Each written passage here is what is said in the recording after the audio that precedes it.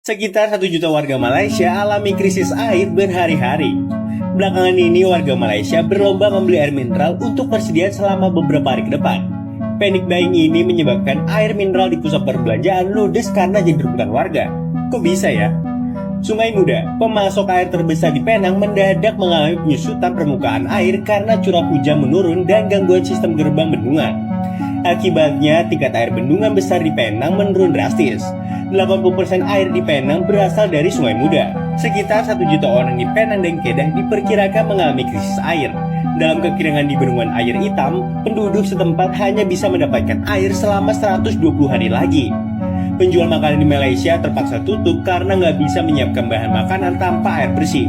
Bahkan 400.000 keran air penduduk mengering. Krisis air di Malaysia telah menjadi isu serius yang berdampak luas para masyarakat dan sektor industri di berbagai wilayah. Gangguan distribusi air yang berkepanjangan memaksa rumah tangga dan bisnis untuk menyesuaikan aktivitas mereka guna menghemat penggunaan air. Situasi ini semakin diperburuk oleh infrastruktur air yang belum sepenuhnya mampu menangani lonjakan permintaan, terutama di daerah perkotaan yang padat penduduk. Meskipun pemerintah telah berupaya mengatasi masalah melalui berbagai kebijakan dan investasi dalam sistem pengelolaan air, tantangan seperti perubahan iklim dan pencemaran sumber air masih menjadi faktor-faktor utama yang memperburuk kondisi.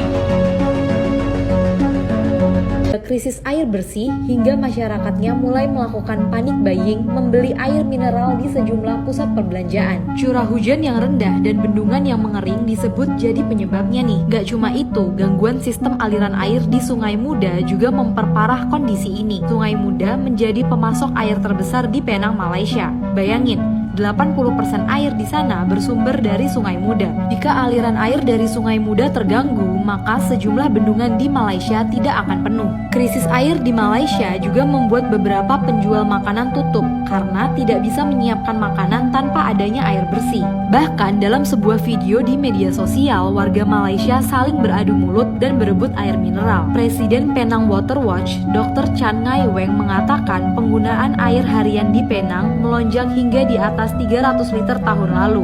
Ini menjadi yang tertinggi di Malaysia. Hal ini menyebabkan pihaknya akan menaikkan tarif untuk mengendalikan pemborosan air. Akibatnya, banyak masyarakat yang terpaksa mencari alternatif terlain, seperti membeli air kemasan dengan harga yang lebih tinggi.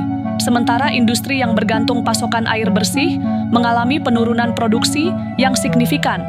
Selain kekeringan, Malaysia juga harus menghadapi bencana banjir yang memperparah krisis air di beberapa wilayah. Hujan monsun yang lebih deras dari perkiraan pada Desember 2024 menyebabkan banjir besar di negara bagian Kelantan dan Terengganu yang menelan lebih dari 30 korban jiwa serta memaksa sekitar 85.000 orang mengungsi ke pusat penampungan sementara. Kerusakan infrastruktur akibat banjir diperkirakan menelan biaya sekitar 1 miliar ringgit Malaysia atau setara dengan 224 juta dolar Amerika Serikat. Selain itu, ribuan hektar lahan pertanian, termasuk sawah yang menjadi sumber pangan utama, terendam air dalam waktu yang cukup lama, mengakibatkan kerugian jutaan dolar bagi para petani dan menimbulkan ancaman krisis pangan. Dengan situasi yang semakin kompleks, pemerintah harus menghadapi dilema dalam mengalokasikan anggaran, baik untuk memperbaiki infrastruktur yang rusak akibat banjir maupun untuk memastikan pasokan air bersih tetap stabil di tengah kondisi cuaca yang tak tertentu.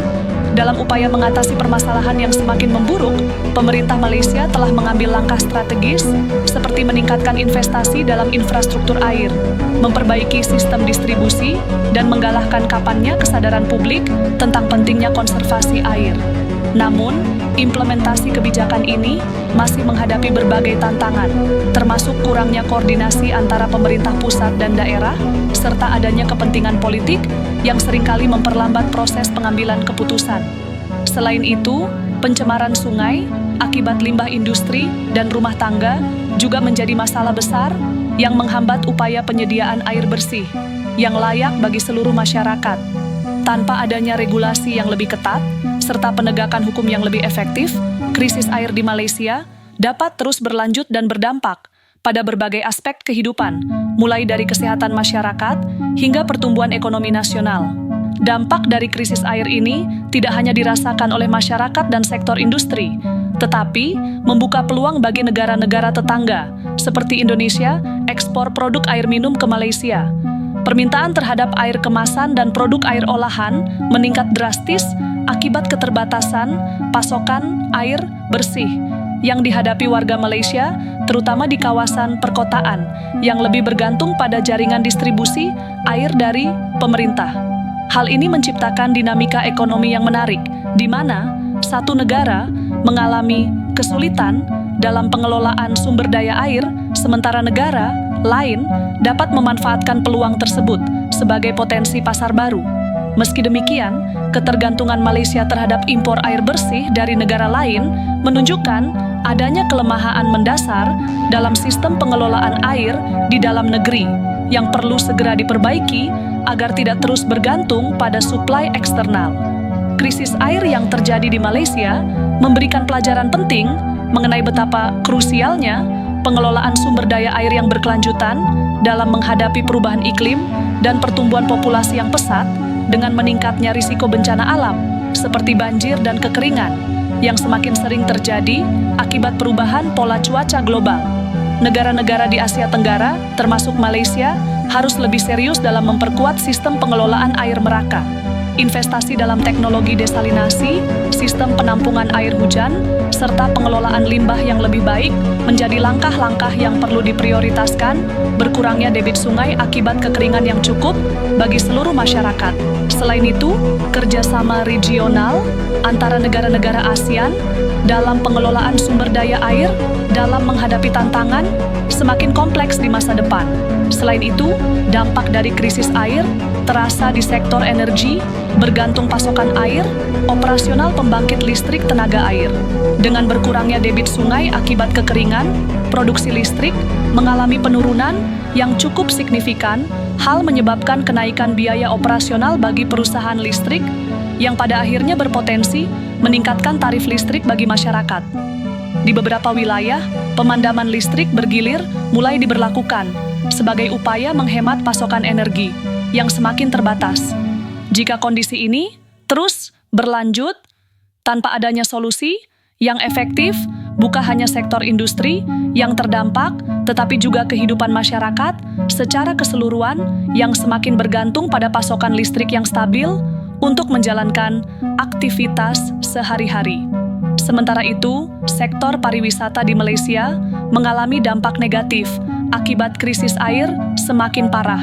Beberapa destinasi wisata, terutama yang bergantung pada daya tarik alam, seperti sungai, danau, dan air terjun, mengalami penurunan jumlah pengunjung akibat berkurangnya ketersediaan air.